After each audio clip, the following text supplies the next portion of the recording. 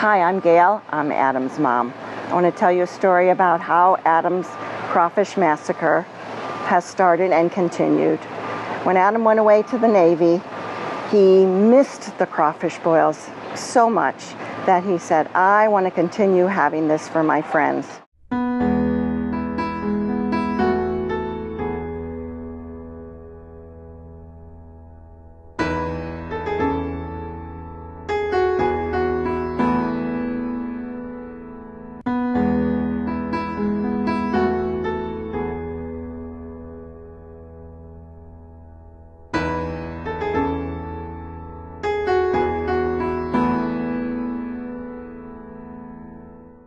I don't know, like one of the first times that I got to really know Adam was at Chad and Sarah's wedding.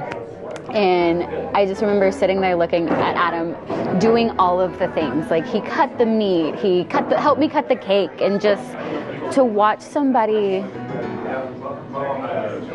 just take over because they love somebody so much that was the first time I was just like, this is the most golden human that you can ever imagine.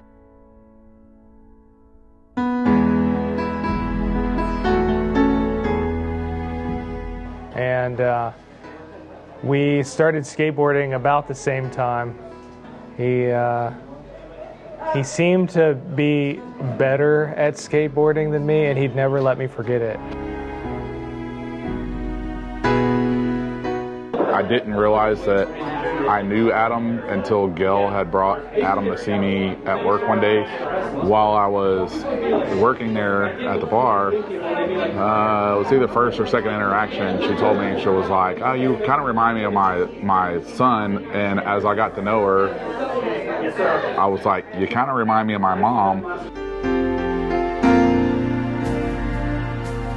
Like, I don't know if he just came back from the Navy, but we hadn't seen each other since high school, I don't think, because it'd been a couple months in between us seeing each other. I didn't get his number or anything at the time, because we were always running into each other, so it was just like, I think Cole called me and was like, hey, we're doing a crawfish boil at Adam's. I was like, oh shit, well hell yeah, let's go.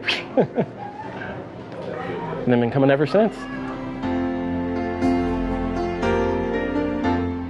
Well, there's many stories I'd like to tell, but unfortunately, I cannot tell on camera.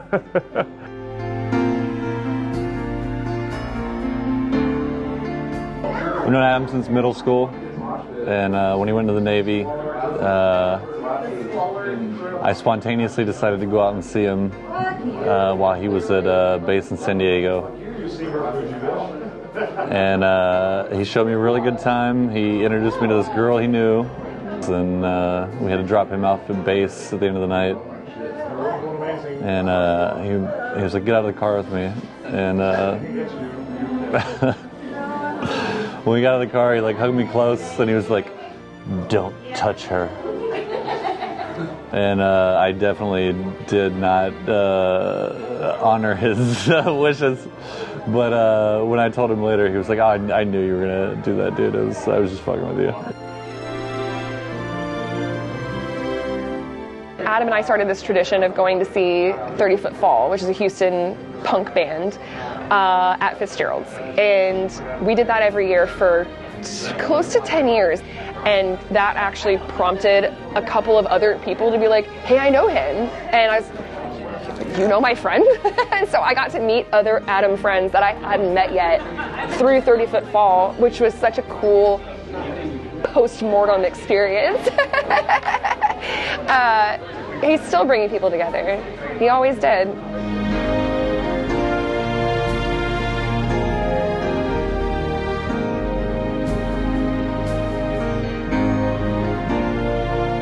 I want to go see Hall & Oates. Hall & Oates was an old band when I was a kid. And I was like, I want to go check them out. And Adam's like, bet, let's go. So the day of the concert, a monsoon hits the city. And it's just flooding everywhere. And the concert's going on that night. And I was like, man, I don't know if we should go. It's going to be lawn seats and it's raining pretty hard. And he's like, I'll go if you'll go. So we hopped in his truck and we drove from here all the way to the Woodlands in a monsoon. basically got to the concert venue. We are sliding down muddy hills to get into the venue. When we get there finally, they let us move into the canopy, and we sat there and watched Hall & Oates play for 2 hours during a rainstorm, and it was absolutely hilarious. Adam was just always good. Mine is more about his instinct for tinkering. We were in Chad's backyard. Chad had just gotten a smoker, and it was a horrible little third-hand metal box. And we were just trying to make it work. And smoking meat with Chad is always an all-night affair. You turn up about 8 o'clock, you do all the prep work, you get it in there, and then you drink quality whiskey on his patio all night. And things were going pretty well. It was a typical smoking meat with Chad affair. Brent and Adam and I and a couple others came and went. And about 3 in the morning, this horrible little smoker got so hot that the hinges swelled up and the door just fell off, which is a crisis. We're halfway through smoking. Got to keep all that heat in, got to keep all the smoke in. And you know, everybody's had a couple, so the reasoning skills are not flying high at that point, and Adam and I decide that we've got it covered, so we disappear into Chad's garage for about 10 minutes, and we come back with an incomprehensible assortment of nonsense.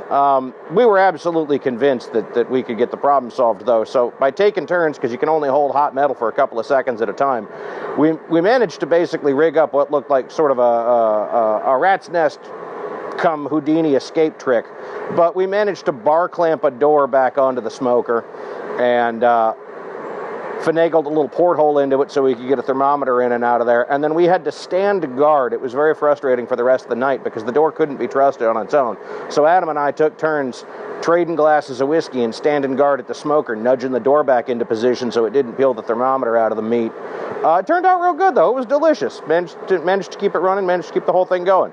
That was one of the first times I'd actually met Adam. I'd heard of him through the group, you know, sort of by osmosis, friends of friends.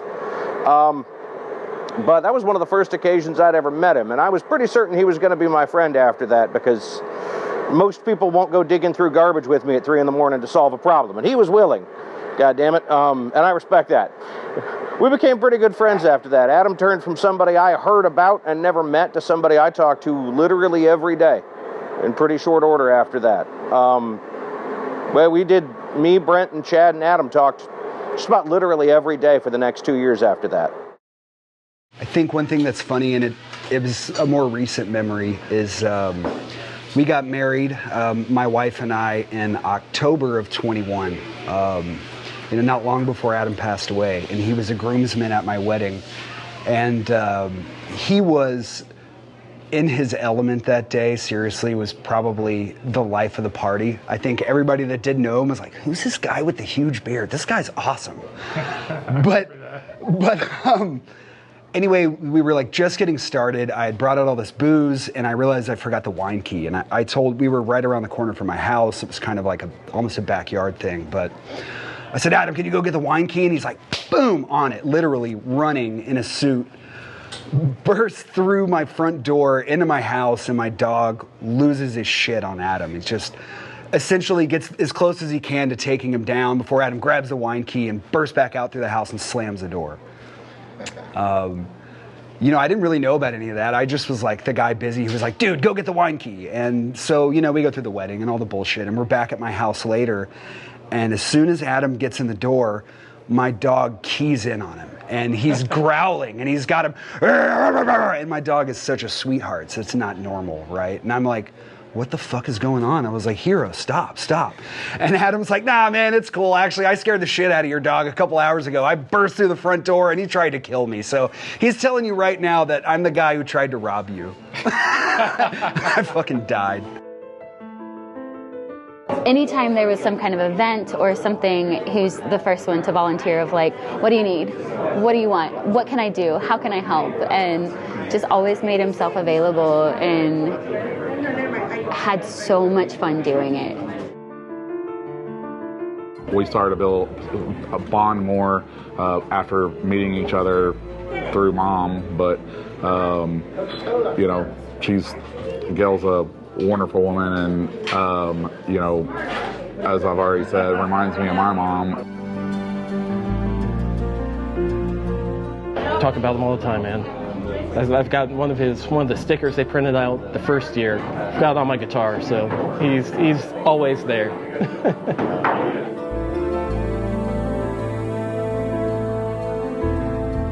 Well, there's many stories I'd like to tell, but unfortunately, I cannot tell on camera.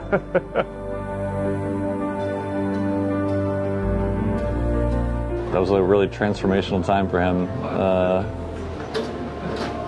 He just became a whole new dude when he came back from the Navy, and he was such a grown-ass man, and I don't know, he just became such a good person. I mean, he always was, but he just like cemented who he was when he went out there, and it was just a good time to get to visit him. But it was their first time back in Houston, and I immediately got tickets, and I went to Molly's and got his little picture, his epitaph that we have up there, and I took it home with me for Christmas night because I didn't want him to be alone in the bar by himself, and I took him with me to the show, and Butch loved that. The lead singer for 30 Foot Fall loved that. I got a picture with him, with Adam, and I gave him a couple of Remembering Adam stickers. And remember those little details in your next conversation. And it might be 3 months before you saw him, but he's asking you about that one thing from 6 months ago, and you're like, wait, we talked about that? So, yeah, no, and I mean, I do feel like his legacy lives on through everybody here. Like, I've got that little sticker of the cat and the crawfish sticker. It's always in my car. It's always keeping me safe. Adam was always one of those friends that whenever you wanted to do anything and you were trying to figure out who you're going to go with or what you're going to do, Adam would always be the one that's like, I'm up, let's go, let's do it.